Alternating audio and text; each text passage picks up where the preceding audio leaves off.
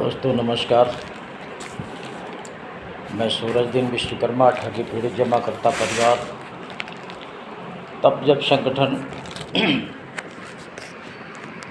साथियों, आज 17 मई 2024 में आप लोगों के बीच में प्रस्तुत हूँ कुछ खास बात, विशेष जानकारी देने के लिए। और जो भी अब आज तक की अपडेट है वो आप तक पहुंचाने के लिए वीडियो को ध्यानपूर्वक सुनेंगे। खासकर हमारे कार्यकर्ता साथी अवश्य सुनेंगे। और भुगतान न होना आप लोग समझ रहे होंगे कितनी बड़ी समस्या है, इसीलिए बार बार प्रत्येक वीडियो में ये बात ज़रूर कहता हूँ कि कार्यकर्ता साथी अवश्य में। जिन साथियों ने अभी तक चैनल को सब्सक्राइब न किया हो, साथियों सब्सक्राइब कर लें, लाइक करें और इस वीडियो को ज़्यादा से ज़्यादा लोगों तक भेजने का भी काम करें। ये काम साथियों बहुत सरल है, बहुत कम समय में हो जाता है, किसी तरह का कोई नुकसान भी नहीं होता है, तो ये काम कर लिया करें साथियों। अस्वस्थ होने की वजह से निरंतर काम नहीं हो पा रहा और वीडियो भी नहीं बन पाते बराबर। बहुत ही विषम परिस्थितियों में काम करना पड़ रहा है, लेकिन ये देश की इतनी बड़ी समस्या है, काम तो करना ही पड़ेगा, संघर्ष करना ही पड़ेगा। बिना संघर्ष के भुगतान संभव नहीं है, इसलिए हर परिस्थिति में काम करना है और यही सबसे अपील भी है। तो मैं आज बता दूं आपको, ठगी पीड़ित जमाकर्ता परिवार जिस तरह से भुगतान रूपी संघर्ष करके देश के करोड़ों साथियों के बुझे चिराग को जलाने का काम किया है, ये किसी से छुपा नहीं है। जन जागृत करने का काम किया है। आज भी संगठन के माध्यम से हजारों कार्यकर्ता चारों तरफ लगा हुआ है। देश के कोने कोने पे अपने अपने स्तर से सभी साथी संघर्ष कर रहे हैं और ये बिना संघर्ष के कुछ संभव भी नहीं है। इसलिए मैं आज आपको कुछ भुगतान रूपी विशेष बात बताना चाहता हूँ, जिसके लिए संगठन तो अपने स्तर से लगा हुआ है, लेकिन प्रत्येक कार्यकर्ता को, जमाकर्ता को इस संघर्ष का साथ देना पड़ेगा, तभी हमारा भुगतान सही समय में सुनिश्चित होगा। जिस ज़िले से मैं बिलोंग करता हूँ, उत्तर प्रदेश का फतेहपुर जनपद है, मेरा गृह जिला है। कल 16 मई 2024 को उत्तर प्रदेश के मुख्यमंत्री योगी आदित्यनाथ जी का कार्यक्रम लगा हुआ था। उनको भुगतान रूपी ज्ञापन देने का काम किया हमारे साथियों ने और वो एप्लीकेशन योगी जी के हाथों तक पहुंच चुकी है और निश्चित रूप से चुनाव के बाद कोई न कोई गुल खिलेगा। आज 17 मई 2024 में फतेहपुर जनपद में ही देश के प्रधानमंत्री महोदय आदरणीय नरेंद्र मोदी जी का कार्यक्रम लगा था। मुझे भी इनवाइट किया गया था, बाकायदे मुझे वीआईपी पास भी दे दिया गया था, भेज दिया गया था मेरे पास। लेकिन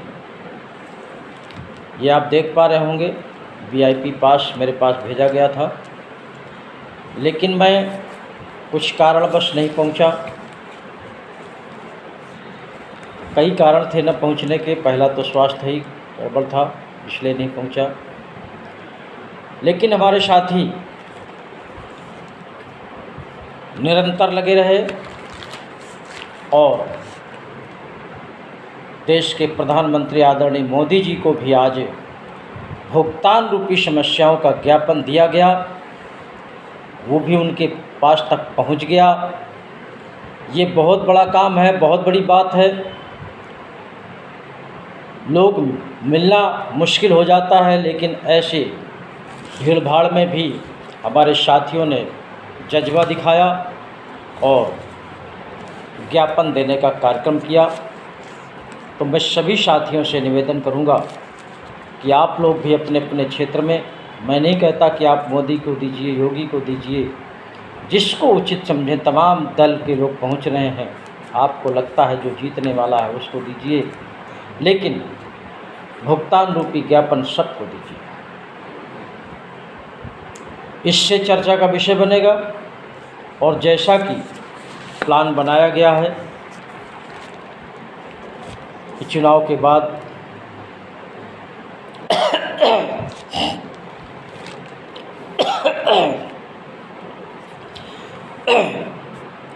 बैठक की जाएगी और बैठक में बहुत बड़े आंदोलन की तैयारी करनी है। आंदोलन करके सबका भुगतान लेना है। ज्ञापन देने का साथियों ये मेरा मतलब नहीं कि मैं उनका सपोर्टर हूँ या ज्ञापन देने से हमारा भुगतान हो जाएगा, लेकिन जो अपना कर्तव्य है वो निरंतर चलना चाहिए। और ये जब पूरे देश से इस तरह का चलेगा तो निश्चित रूप से कहीं न कहीं कोई न कोई प्रतिनिधि चर्चा करेगा। और जब हम आंदोलन करेंगे तो ऐसा कोई नेता ना बचे कि जो ये कह सके कि हमारे संज्ञान में नहीं था, हमको ज्ञापन नहीं दिया गया था, इस समस्या से हमको रूबरू नहीं कराया गया था। ऐसा कोई प्रश्न हमारे लिए न खड़ा हो, इसलिए ये काम करना बहुत ही ज़रूरी है। साथियों, संघर्ष बहुत बड़ा करना है और संघर्ष करने में